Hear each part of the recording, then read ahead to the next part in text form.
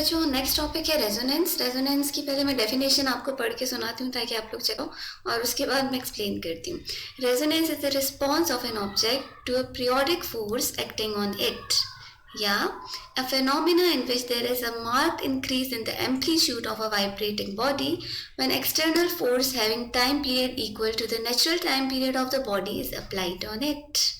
क्या समझ में आया? पीछे वाली वीडियोस आप लोगों ने देख ली, वाइब्रेटिंग बॉडी क्या होती है, वाइब्रेशंस क्या होती हैं और पीरियोडिक फोर्सेस क्या होती हैं, वो सारी चीज़ें अगर नहीं देखी तो यहाँ ऊपर मैं लिंक दूंगी, लिंक में आपने देखना है कि ये सब कुछ क्या होता है। ठीक, अब यहाँ पर जो है व्हाट इज रेजोनेंस बच्चों, पहले हम लोग कंसिडर करते हैं एक सिंगल पेंडुलम। यहाँ पर बना देती हूँ, ये रहा, ये है सिंगल पेंडुलम। अगर मैं इस पेंडुलम को मूव करती हूँ पॉइंट ए पे और फिर छोड़ दूंगी तो पता है अब आपको ये क्या होगा, पेंडुलम रेजोनेट करना शुरू हो जाएगा, इस मीन पोजीशन के गिर्द ये आगे पीछे रेजोनेट करेगा और इसकी एक खास फ्रीक्वेंसी होगी, फ्रीक्वेंसी यानी एक रफ्तार रेजोनेट करेगा। फ्रीक्वेंसी के बारे में और इसकी रेजोनेशन के बारे में और इसके हार्मोनिक मोशन के बारे में हमने क्या पढ़ा कि जो इसकी फ्रीक्वेंसी होती है वो इक्वल होती है टू 1/its टाइम पीरियड, और टाइम पीरियड जो होता है वो किसके इक्वल होता है, 2π√L/g। ये सब आपको लिखना नहीं है, मैं सिर्फ समझाने के लिए आपको कह रही हूँ। जो आपको पेपर्स में लिखना है वो बस रेजोनेंस की डेफिनेशन लिखनी है, इन दोनों में से आप कोई भी डेफिनेशन अपनी मर्जी से लिख सकते हो। T is equal to 2πL/g। अब देखो T जो है वो किस पे, टाइम पीरियड जो है वो किस पे डिपेंड करता है, on the length of the pendulum. Overall length जो है या वेट है, मास है, जो भी है उस पे डिपेंड करता है T। हमने जब इस पेंडुलम को एक फ्रीक्वेंसी से हिलाया तो इसमें क्या प्रोड्यूस हो गई, वाइब्रेटरी मोशन प्रोड्यूस हो गया, और इसने क्या, वाइब्रेटरी मोशन से क्या होता है कि ये जो पेंडुलम है ये वेव्स प्रोड्यूस करना शुरू कर देगा।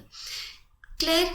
अब हम एक ऐसा सिस्टम देख लेते हैं जिसमें एक से ज़्यादा पेंडुलम्स लगे हुए हैं। एन अदर पेंडुलम, एक छोटा पेंडुलम, एक इस जितना ही पेंडुलम और एक दरमियाना से पेंडुलम। क्लियर?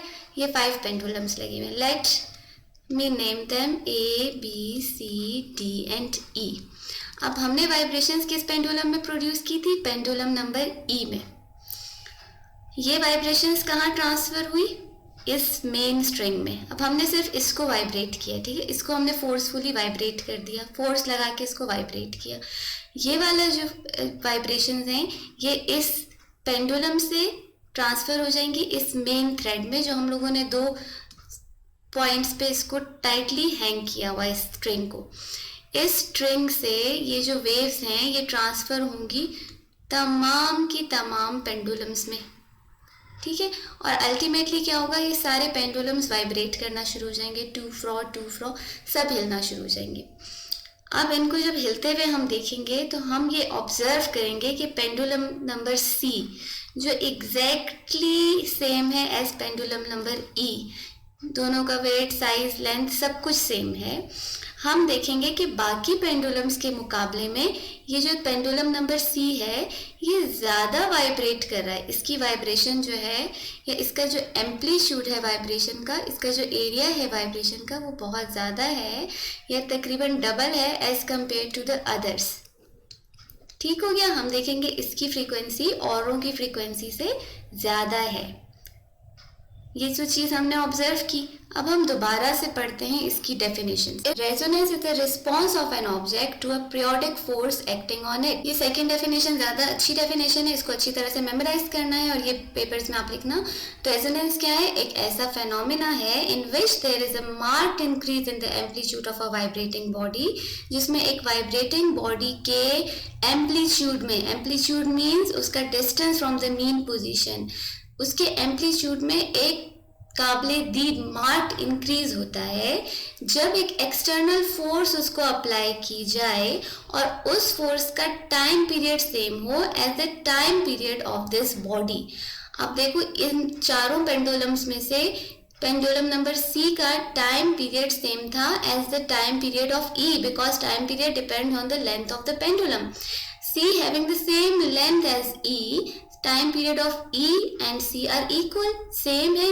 इसलिए जब हमने पीरियोडिक फोर्स अप्लाई की फ्रॉम E तो C जो है वो एक मार्क्ड इंक्रीज इन एम्पलीट्यूड से वाइब्रेट करने लगा। इसका मतलब है कि इसमें प्रोड्यूस हुई रेजोनेंस। रेजोनेंस वही चीज़ है जो कभी आप घर में बैठे होते हो और बाहर कोई गाड़ी आके रुके या कहीं पर जोर से डैग लगाओ और आपके घर की खिड़कियां थड़थड़ाने लगती हैं, तो खिड़कियों में क्या प्रोड्यूस हो रही होती है? रेजोनेंस। गाड़ी के साउंड की वाइब्रेशन आपके अगर घर के किसी पार्ट के वाइब्रेशन के साथ उसके टाइम पीरियड के साथ मिल जाए और सेम हो दोनों का टाइम पीरियड, तो थरथराहट से जो प्रोड्यूस होती है that is known as resonance.